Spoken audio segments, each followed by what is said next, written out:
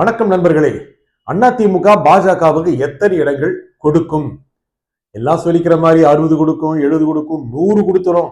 அதெல்லாம் கொடுக்குமா? பியூஷ் கோயல் வந்தாரு, எடப்பாடியோட பேசினாரு.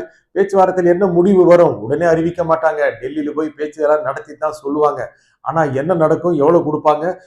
அதிமுகவுக்கு 134 வச்சுக்கோங்க, பாஜகவுக்கு தனியா 100 கொடுத்துக்குங்க, அவங்க கூட்டணிகளுக்கெல்லாம் கொடுத்துருவாங்க. இதெல்லாம் நடக்கிற காரியமாங்க? எடப்பாடி பழனிசாமியை அசைக்க முடியுமா? எத்தனை புயல்களை தாண்டியவர் பாஜக. அதெல்லாம் ஒண்ணும் செய்ய முடியாது. எப்போ பாஜக பேச்சுவார்த்தைக்கு வந்துருச்சோ அப்போவே எடப்பாடி தான் பாஸ் அந்த கூட்டணிக்கு அப்படின்னு பாஜக ஏத்துக்குச்சுன்னு அர்த்தம். அதுவே எடப்பாடிக்கு போதும். அப்ப என்ன அவங்க இல்ல நாங்க மக்களவை தேர்தல், நாடாளுமன்ற தேர்தலில் எவ்வளவு ஜெயிச்சிருக்கோம்? 18%. உங்க கூட யார் இருந்தா? எடப்பாடி கேட்டாராம். யார் இருந்தா? ஓபிஎஸ் இருக்காரா? அப்ப அவர் பலமான சக்தியார் எடப்பாடிக்கு பாஜக கேட்டிருக்கு. ஐயா 3 லட்சம் அவங்க இல்ல, டிடிவி இல்ல, அப்புறம் யாரு? இதெல்லாம் இல்லாத போது கணக்குல சொல்லாதீங்க, உங்களுக்கு எவ்வளவு வேணும்னு சொல்லுங்க. இல்ல நாங்க கொடுத்துக்கிறோம் அப்படின்னு பாஜக விரும்புது. நீங்களா கொடுக்க வேண்டாம். இங்க யாரு இந்த கூட்டணிக்கு ராஜா? கூட்டணிக்கு தலைவர் யாரு? எடப்பாடி பழனிசாமி. அவரும் முடிவு பண்ணிக்குவாரு எத்தனை பாமகவுக்கு தரணும், இல்ல மத்தவங்களுக்கு வந்தா எவ்வளவு கொடுக்கணும் அப்படின்னு அவர் தான் முடிவு பண்ணிவாருன்னு அப்படின்னு பாஜக கிட்ட சொன்ன உடனே ஷாக் ஆயிட்டாங்களாம். என்னடா அது, எடப்பாடி பழைய கெத்தில இருக்கிறாரு. ஆமா, சட்டப்பேரவை தேர்தல், அவருடைய எதிர்காலம், அவர் என்ன வேணாலும் பண்ணட்டும் அப்படின்னு பாஜக கொஞ்சம் உதாசீனப்படுத்துதான். அவர் நினைப்பு தானே, வந்தா அவர் தான் முதலமைச்சர், வந்தா பண்ணிட்டு போட்டோம் அப்படின்னு நினைக்கிறாங்க. இல்ல, எடப்பாடிக்கு சில கணக்குகள் சொல்லப்படுது. அதை முதல்ல நம்ம சொல்லிடுவோம். என்னன்னா, ஒரு கணக்கு இருக்கு.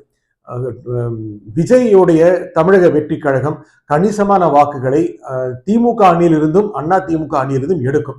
சரி, எதிர்ந்து அதிகம் எடுக்கும்? அதிமுக அதிகம் எடுக்கும். எங்களுடைய கணக்குப்படி பார்த்தோம்னா திமுகவுக்கு அடுத்தபடியாக தாவேகா இன்னைக்கு இருக்கு. அதிமுகவை பல தொகுதிகளில் தாவேகா காலி பண்ண வாய்ப்பு இருக்கு. இது கணிப்பு. ஆனா எடப்பாடி பழனிசாமிக்கு போன ரிப்போர்ட் என்ன அப்படின்னா, தாவேகா திமுக அணிந்து நிறைய ஓட்டுகள் எடுக்குது, நிறைய ஓட்டுகள் எடுத்துருது.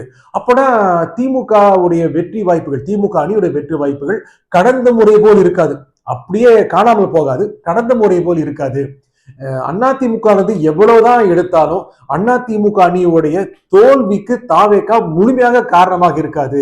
திமுகவிலிருந்து அதிக வாக்குகளை தாவேகா எடுத்துக்கொண்டால் அதிமுகவுக்கு ரோடு கொஞ்சம் கிளியர் ஆயிரும் அப்படிங்கிற மாதிரியான தகவல்கள் எடப்பாடிக்கு போனதுனால சரி, ஒரு ஹோப் இருக்கு அப்படின்னு நினைக்கிறாராம்.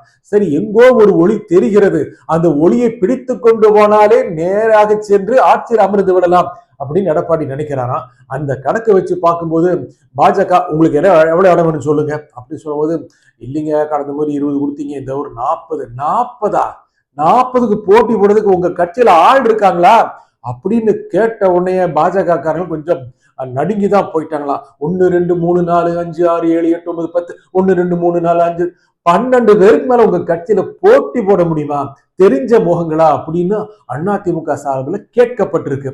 இல்லையே, ஊருக்கு ஒரு பாஜக இருக்காங்களே, இருப்பாங்க. தேர்தல் போட்டி போட்டா அவங்க முகத்திற்கு யார் வாக்களிப்பார்கள் அப்படிங்கிற நிலைமையும் முன்ன வச்ச உடனே பியூஷ் கோயலை என்ன பண்ணலாம், எடப்பாடி பழனிசாமி இந்த மாதிரி மடக்கிறாரு, இதெல்லாம் எதிர்பார்த்துட்டு வந்தவர் தாங்க. முக்கியமாக நெகோசியேஷன்ல ஒரு முக்கியமான நெகோசியேஷன்ல பெஸ்ட் நெகோசியேட்டர் பியூஷ் கோயல். அதுக்காக தான் அவரை நியமிச்சிருக்காங்க. சிரிச்சுக்கிட்டே ஆப்பு வச்சிருவாராம். அந்த சிரிப்பெல்லாம் எடப்பாடி கிட்ட பலிக்காதுங்க. அவரே நல்ல சிரிப்பு தான், உங்களுக்கு தெரியும். அவர் சிரிச்சுட்டு எவ்வளவு பேருக்கு ஆப்பு வச்சிருக்கிறாரு. ஆகையால பியூஷ் கோயல் சிரிப்பெல்லாம் எடப்பாடி கிட்ட ஒண்ணுமே செய்ய முடியாது. ஆகையால ஏன்னா அவரு கொங்கு நாட்டிலிருந்து வந்தவர். பியூஷ் கோயல் டெல்லியில இருந்து வர்றாரு, இங்க எவ்வளவு பார்த்திருப்பாரு.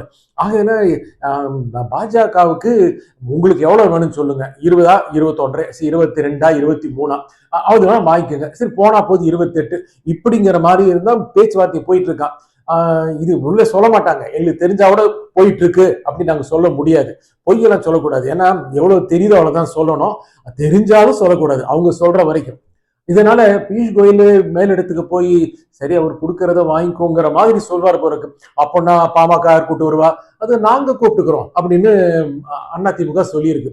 யார் வரப்போறா? அன்புமணியோடைய பாமக தானே, அவருக்கு எவ்வளவு வாக்கு வங்கி இருக்க போது? மொத்தமே அந்த கட்சிக்கு பாமகவுக்கு 5.5% இருக்கு.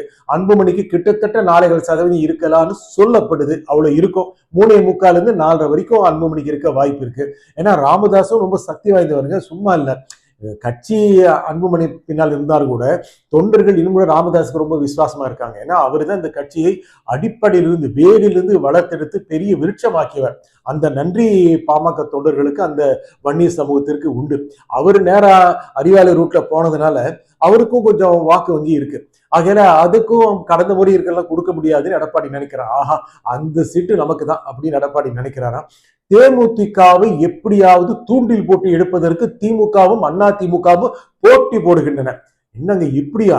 ஒரு 1.25% இருக்கிற ஒரு கட்சி திரு விஜயகாந்த் இறந்த பிறகு தேர்தல் வந்து ஒரு 6 மாசத்துல வந்ததுனால அவருடைய மகன் நல்ல ஒரு ஃபைட்டு கொடுத்தாரு. கடந்த மக்களவை தேர்தலில் அவருக்குன்னு ஒரு குட்வில் இருக்கு, நல்லெண்ணம் இருக்கு, விஜயகாந்த் மேல நல்ல மதிப்பு இருக்கு, நல்ல உயர்ந்த மரியாதை இருக்கு.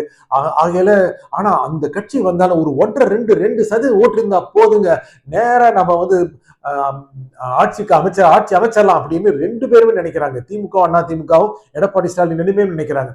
ஆகையில வருகின்ற மாநிலங்களவை தேர்தல் சீட்டை தேமுதிக கொடுக்க அண்ணா திமுக ரெடி ஆகி போச்சு. பாருங்க, சுதீஷுக்கு திமுகவும் சீட்டு கொடுத்து அழகு பார்க்க நினைக்குது, அண்ணா திமுகவும் சீட்டு கொடுத்து அழகு பார்க்க நினைக்குது. இதெல்லாம் யாருக்கு கிடைக்குங்க? அவருக்கு கிடைச்சிருக்கு. ஆகையில தேமுதிக எடுத்தலாம் அப்படின்னு நினைக்கிறாரு. அப்புறம் இந்த ஜான் பாண்டியனை போக விடக்கூடாது. டாக்டர் கிருஷ்ணசாமி அவர் நேர பணியூருக்கே கண்ணு வச்சுட்டு இருக்காரு. அவரை மறைச்சு ஐயா இங்க வாங்கன்னு சொல்லிடணும். இதெல்லாம் எடப்பாடி பழனிசாமியோட கணக்கில் இருக்கு. ஆகையில என்ன நினைக்கிறாரு? அண்ணா திமுக இருக்கு, பலமா இருக்கு, அப்புறம் இந்த டிடிவி கூப்பிட்டு வர்றேன், ஓபிஎஸ் கூப்பிட்டு வர்றேன், இதெல்லாம் இருக்கக்கூடாது அப்படின்னு பாஜகவுக்கு எடப்பாடி தரப்பு சொல்லியிருக்கான். உங்களுக்கு சீட்டு கொடுத்தா நீங்க போட்டி போடுங்க, ஓபிஎஸ் வரலாம், டிடிவி வரலாம், வேண்டாம். டிடிவி எவ்வளவு கேவலமா பேசிட்டு இருக்கிறாரு, அவர் இப்போ போய் கூட சேர்த்தா கிடைக்கிற ஓட்டும் கிடைக்காது அப்படின்னு எடப்பாடி நினைக்கிறாராம். அவருக்கு இருக்கிற கணக்கு என்னன்னா, தேர்தலுக்கு அப்புறம் யாருக்குமே பெரும்பான்மை வராது அப்படிங்கிற எண்ணம் அவருக்கு இருக்கு. ஆனா வெளியே சொல்லிக்குவாரு, நாங்கள் 210 இடங்களை வென்று ஆட்சி அமைப்போம்னு. அப்படி வராத பட்சத்துல திமுக ஒரு தனிப்பெரும் கட்சியாக இருந்தாலும் திமுக அணியை சேர்ந்தவர்களை அண்ணா திமுகவோட இணைச்சுக்கலாம் கூட்டணியில. அதே மாதிரி தேர்தலுக்கு பிறகு ஒருவேளை தாவேக்கா மிகப்பெரிய இடங்களை பெறவில்லை, ஒரு 30-40 இடங்கள் கிடைச்சது அப்படின்னா அவங்க நிச்சயமா திமுக ஆதரிக்க மாட்டாங்க, அண்ணா திமுகவை தான் ஆதரிப்பாங்க. ஆகையால இப்போ இருந்து கணக்கு போட்டு பார்க்கும்போது அடுத்த முதலமைச்சர் தான் அப்படின்னு எடப்பாடி நினைக்கிறாராம். அந்த மாதிரி கெத்துல தான் பாஜக பேசும்போது, என்னப்பா நம்ம ரெட்டையெல்லாம் முடக்காம விட்டுட்டது தப்பா போச்சே அப்படின்னு அவங்களுக்கு இப்போ செகண்ட் தாட்டே வர ஆரம்பிச்சிருச்சான். எடப்பாடியில் அசைக்க முடியாதுங்க. அவளை ரொம்ப ஒரு அந்த கேரியரை வந்து ஸ்ட்ராங் அவர் பில்ட் பண்ணிட்டு இருக்கிறாரு. அவரை விட்டா கட்சியில் இப்போதைக்கு நடத்தக்கூடிய ஆள் இல்லைன்னு அவருக்கு எதிரானவங்களே கட்சியில பேசுறாங்க. ரொம்ப அவரு பிரிந்தவர்களும் சேர்க்கவில்லை. இதெல்லாம் இருந்தாலும் கூட எடப்பாடி ரொம்ப ஸ்ட்ராங்கா தான் இருக்கிறாரு. பாஜகவுடைய நிர்பந்தத்திற்கு பணிகிற மாதிரி இல்லை. அதனால அமித்ஷா வரும்போது கூட்டணியெல்லாம் இங்க பேசி முடிச்ச பிறகு, ஒப்பந்தம் முடிந்த பிறகுதான் அமித்ஷா தமிழ்நாட்டுக்கு வருவாரு. ஜனவரிக்கு முன்னாலே கிட்டத்தட்ட முடிஞ்சிடும். ஏன்னா மோடி வராரு இல்லையா? அப்போ எல்லாரும் அந்த மேடையில சிரித்த முகத்தோடு, உங்களுக்கு நல்லா தெரியும், கையெல்லாம் உயர்த்திக்கிட்டு எப்படி அடுத்த ஆட்சி நம்மளுதான் அப்படின்னு நினைக்கிற மாதிரி ஒரு போஸ்ட் கொடுப்பாங்க. அதுக்கெல்லாம் அடித்தளம் இடுபவரே யார் அப்படின்னா எடப்பாடி பழனிசாமி தான். அவ்வளவு சீக்கிரம் அவரை அசைக்க முடியாதுங்க. நன்றி, வணக்கம்.